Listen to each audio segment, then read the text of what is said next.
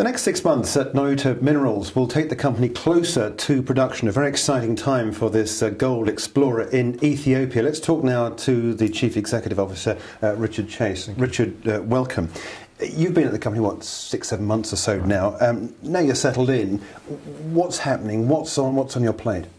Well, it's a very exciting 12 months for us. We're in the middle of a definitive feasibility study to get the Tula Kapi project, that's our flagship project in Ethiopia, up to the full bankable standards we need to move it on into construction, commissioning and production. We've set a market expectation of the end of 2014 for production.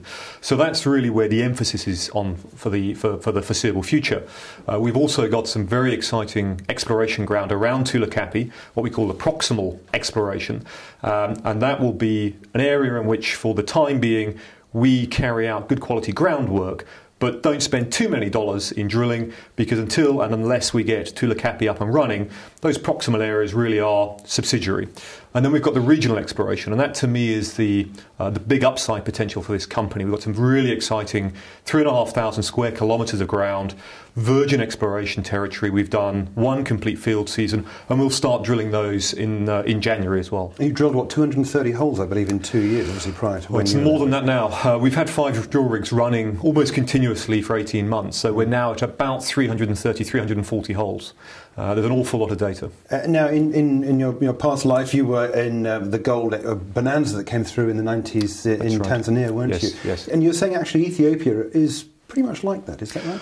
Yes, look, there are 2 components, I think, to the prospectivity of a country. One is the geology. Typically in Africa, that geology's been there for 2,000 years, 2 billion years. Right. And we're not going to change that overnight. The important thing is the geology there? Is the grade sufficient? And then the second component is the socio-economic and political aspects, the willpower to exploit the resources of the country. And Ethiopia's got both of those now. It has a very stable government that's been in power since it had its Arab Spring 16 years ago. And that government has done an awful lot of infrastructure work, developed the country, developed very close links with a number of foreign overseas governments in terms of donor participation in the country. And what it wants to do now is lift the country up in terms of its GDP and develop its resources to benefit the population.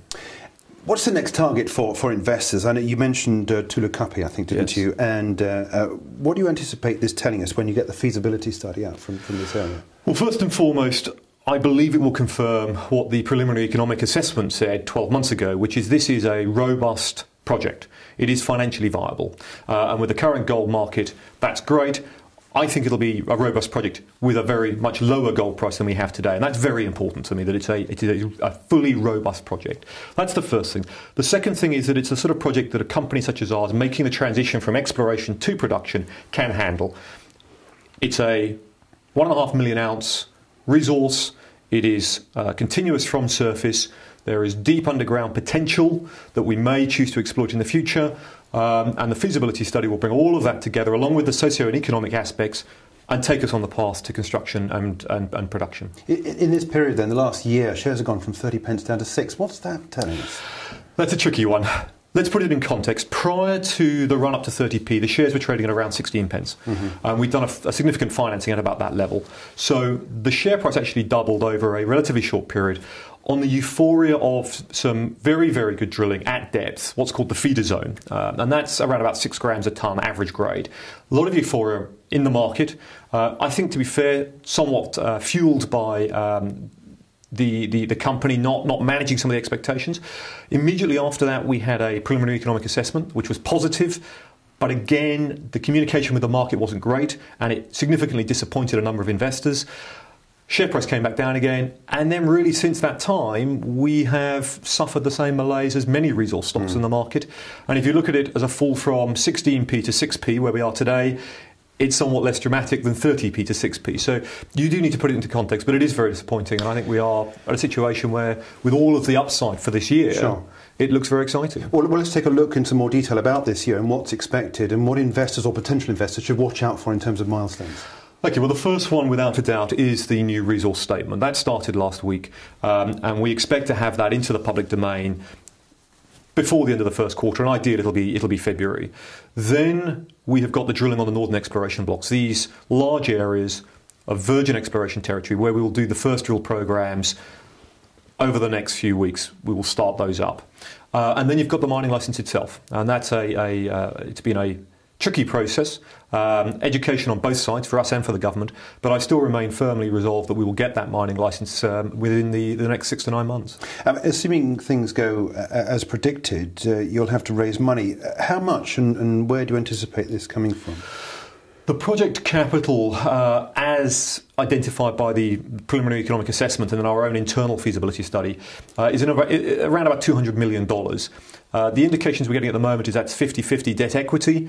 So you've got a sizable equity chunk, and then the rest will be commercial debt, either from the bilateral banks, development banks, or from the commercial banks. And we've got the World Bank on our register as our largest shareholder at 13.6%. So we've got the endorsement of the development banks already. And we have a number of commercial banks already operating in the country who have taken the leap into Ethiopia and are so looking to diversify their portfolio. Sure. From a personal point of view, you've been a geologist, you've been working in the City of London in the mining sector, and now here you are as a CEO. You've got a company here which has the potential to go to production. Yep. Will you take it on through to that point, or will you sell off? Is there an exit strategy? No, there's no exit strategy. I'm quite convinced that Tulu Kapi is the right project to transform Nyota from an explorer to a producer. I look across the AIM market over the last 10 years and I look at companies like Avocet and like Centamin of Egypt, and I firmly believe we've got the situation where with Tulu Kapi as our initial cornerstone project, we can do the same development of our company, take it from AIM to a producer and then up to the main board. That is my 5-year goal for this company. If along the way fortune smiles and there's a big offer, great, but that's not my objective. Got to keep shareholders' minds at the front of your mind, haven't you? Absolutely right, absolutely right. And I think we've got the right project and the right team to do that. Okay, all right, Richard, thanks for joining us. Richard Chase there, Chief Executive Officer of Nyota Minerals.